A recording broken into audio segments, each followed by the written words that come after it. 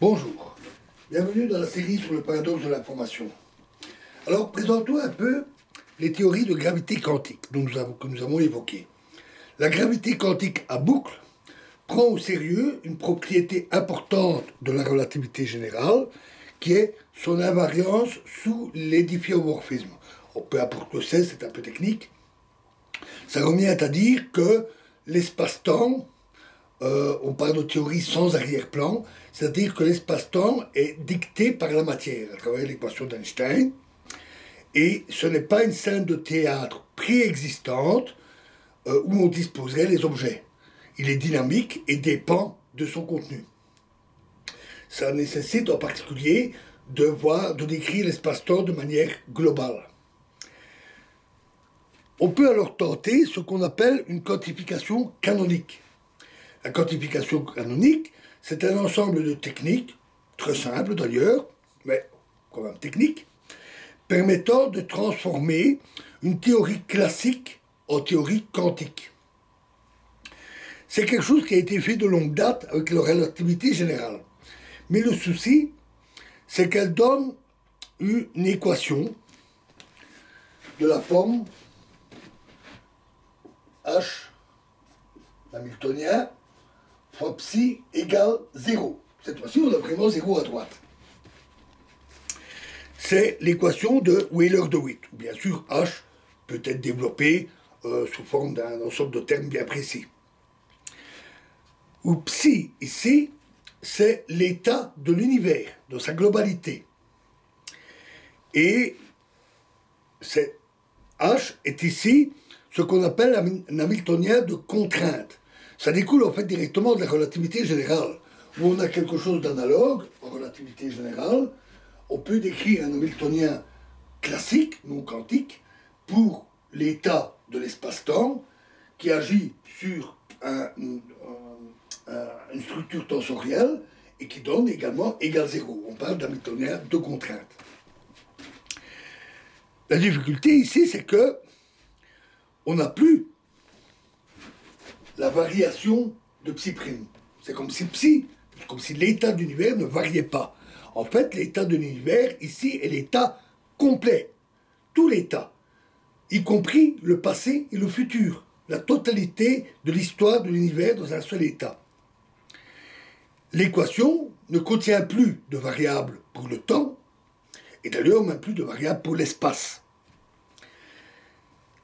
Cette équation dite de Wheeler-DeWitt a été trouvée assez tôt, a beaucoup été analysée, mais personne n'a jamais compris, n'a jamais su par quel bout la prendre. On n'a pas de temps, on n'a pas l'espace, on ne connaît même pas l'ensemble, l'espace d'états, c'est-à-dire l'ensemble des états possibles. Elle est très difficile à manipuler et pose pas mal de difficultés, même mathématiques. Et donc personne n'a jamais pu, ne fût-ce qu'en la résoudre un peu. Jusqu'à ce que la situation change grâce à un physicien appelé Ashtekar. Ashtekar a trouvé une solution.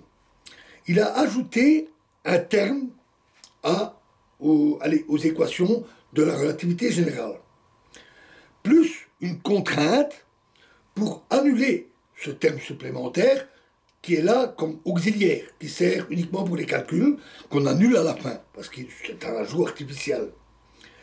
On ne l'élimine qu'à la fin des calculs. Contrainte appelée contrainte de Gauss. Et cette fois-ci, grâce à l'astuce de Ashtekar, la quantification donne une équation qui peut être manipulée, qui donne un résultat sensible. L'espace-temps est alors décrit par des états dits à boucle, d'où le nom de la théorie, gravité quantique à boucle. L'espace-temps est un ensemble de boucles qui sont imbriquées les unes dans les autres, un peu comme une cotte de maille. Après avoir appliqué la contrainte de Gauss pour éliminer la partie inutile, cela donne des états sous forme de réseaux. Des lignes reliées entre elles qui décrivent l'espace-temps. En fait, ce n'est pas un réseau tracé sur l'espace-temps. Ce réseau décrit l'espace-temps lui-même. Et donc on a toute une série de réseaux possibles, ce sont tous les états possibles, y compris des états superposés, des superpositions de tels réseaux, superposition quantique. Ça reste une théorie techniquement difficile. Et donc, elle a connu quelques difficultés techniques qui l'ont bloquée et qui la bloquent encore. Pour les cordes, maintenant, la théorie des cordes. Il y a d'abord eu une idée très ancienne, avant même les développements de la théorie quantique des champs. Cette idée a été trouvée par Kaluza et complétée par Klein, la théorie de Kaluza-Klein, où on considère un espace-temps non pas à 4 dimensions, 3 dimensions spatiales, hein, avant, arrière, gauche, droite, haut, bas, plus le temps, ce qui fait 4, mais on ajoute une 5e dimension. Et on suppose que cette dimension est enroulée et qu'elle est si petite qu'on ne peut pas l'apercevoir. C'est-à-dire que si l'on va dans une direction gauche-droite, on peut aller où on veut. Gauche-droite, pardon, comme ceci. Gauche-droite, on peut aller où on veut. Avant-arrière, où on veut. Au bas, où on veut, du moins si on s'est volé. Et une 5e et une 4e direction, qui n'est pas orientable par rapport aux autres, mais qui est très courte. C'est-à-dire que si on va dans cette direction-là, on fait le tour complet et on revient à son point de départ, comme si on faisait le tour de la planète, comme si c'était une direction circulaire. Et en allant dans cette direction-là, on revient à son point de départ, mais sur une distance extrêmement courte, très très très courte, bien plus petite que les atomes. Et donc, c'est totalement imperceptible. On prend aussi souvent l'exemple d'un tuyau dont la surface est à 2 dimensions. C'est une surface, la surface du tuyau. Et si le tuyau... Et donc, sa direction du tuyau ici est enroulée. Et ici, la direction principale du tuyau. Si la direction est enroulée sur une distance extrêmement courte, elle finit par devenir imperceptible et le tuyau finit par se comporter comme un fil à une seule dimension.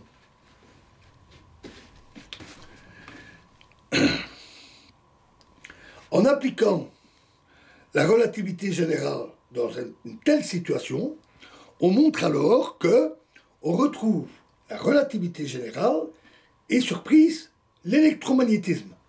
L'électromagnétisme se manifeste alors comme un effet de cette 5e dimension enroulée.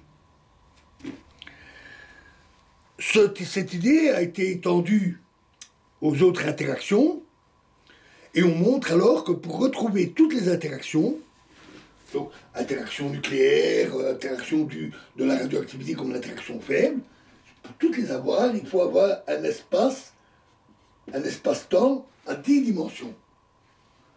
3 dimensions ordinaires, une dimension de temps et 6 dimensions enroulées. Cette théorie n'est pas suffisante. Elle a pas mal de défauts. Par exemple, on ne peut pas avoir de source.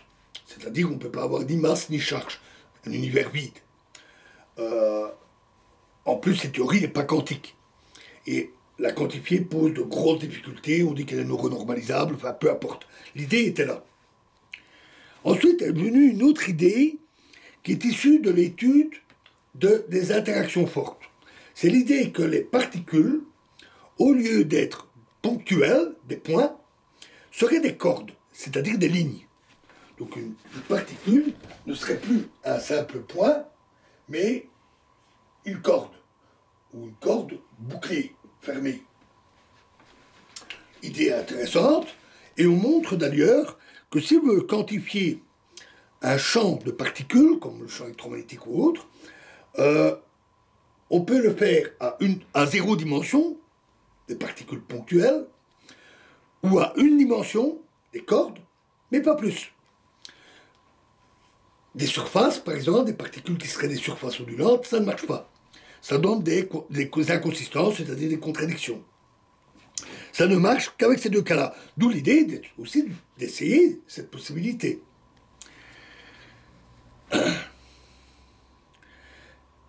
Dans cette théorie, une fois qu'on la développe, les états de vibration des cordes,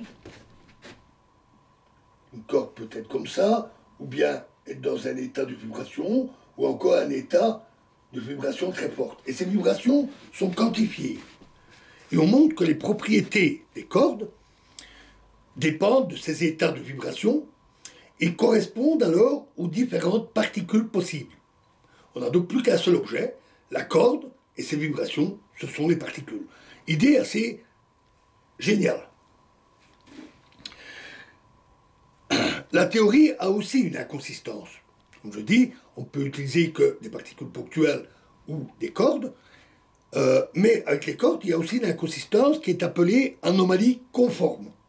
Peu importe exactement ce que c'est, sauf qu'on montre que cette anomalie n'existe pas à condition que l'espace-temps soit 26 dimensions. C'est beaucoup. Mais là, il n'y a plus d'inconsistance. Et c'est un résultat qui a fait bondir les théoriciens, parce que pour la première fois, une théorie permettait de déterminer ou d'imposer le nombre de dimensions de l'espace et du temps. Et de ne pas simplement dire il est à 3 dimensions ou à 4 dimensions parce qu'on l'observe comme ça. Là, la théorie disait ça doit être comme ça. C'était la première fois qu'on avait une solution de ce type. Mais tel quel, la théorie avait quand même des soucis. 26, c'est beaucoup trop. Pour retrouver toutes les particules et toutes les interactions fondamentales, comme la gravité, l'électromagnétisme, il faut 10 dimensions. 26, c'est beaucoup trop.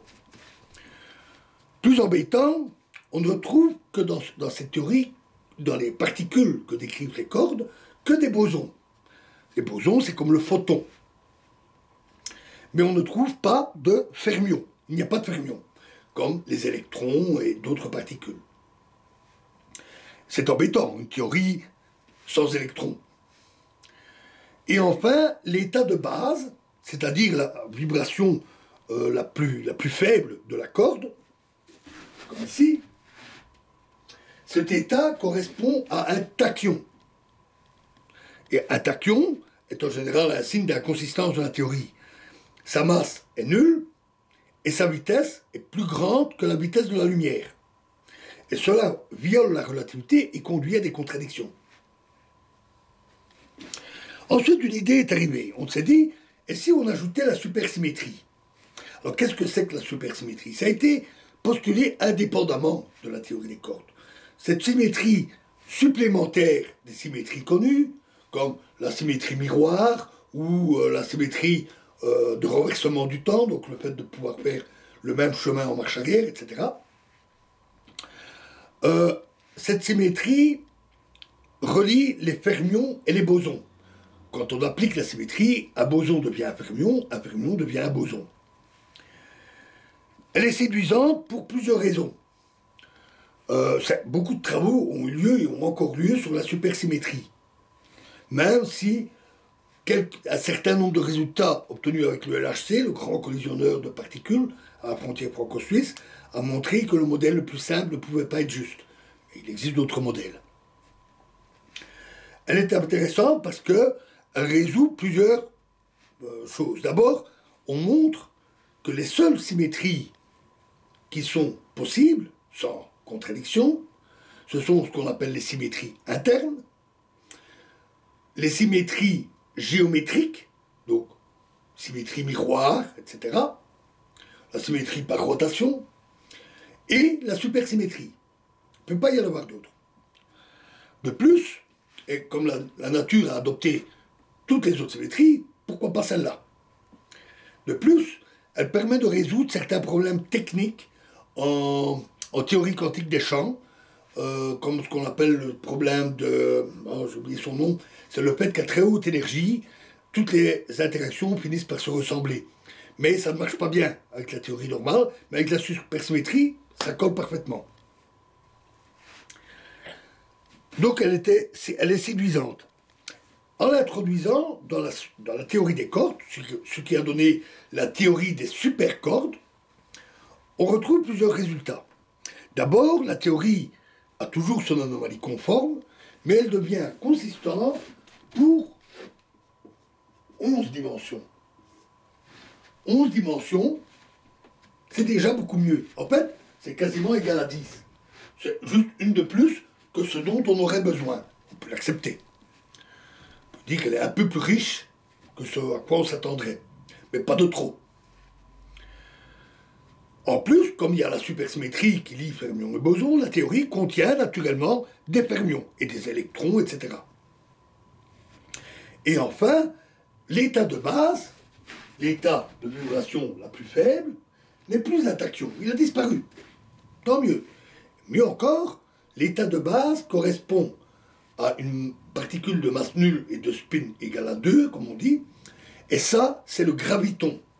C'est la particule quantique qui, elle est hypothétique, on ne l'a jamais observée, mais qui pourrait, si la gravité était quantifiée, c'est la particule qui permettrait de transmettre l'interaction gravitationnelle. Et ça, c'est une très très belle surprise, puisqu'elle permettait de montrer que la théorie pouvait inclure la gravité sans qu'on l'ait introduite artificiellement à la main. Elle prédit ce résultat.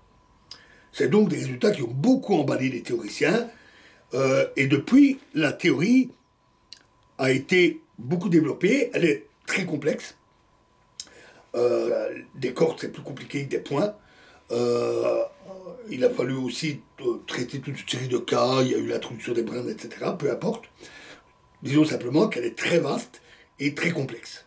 Et là aussi, comme pour les boucles, elle ne bloque pas, mais là c'est la complexité et sa vastitude qui la rend incomplète et pas encore aboutie. Revenons à notre trou noir. Maintenant qu'on en sait un peu plus sur les boucles et les cordes, revenons à notre trou noir. On peut décrire les trous noirs aussi bien avec des boucles qu'avec des cordes. On décrit